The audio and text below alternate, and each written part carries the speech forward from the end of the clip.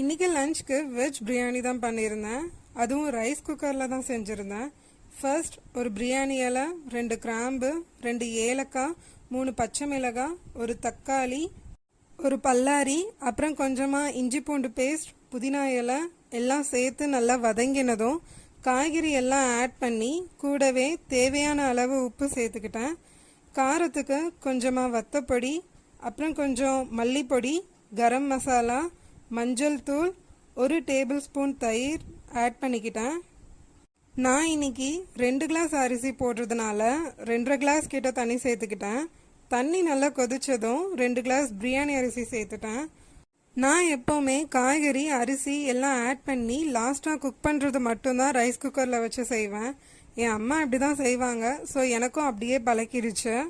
அப்புறம் ரஸ்க் எல்லாத்தையும் 2ஆக கட் பண்ணி அதை நெய்யில் நல்லா வறுத்தெடுத்து பிரியாணி கூட வச்சு சாப்பிட்டா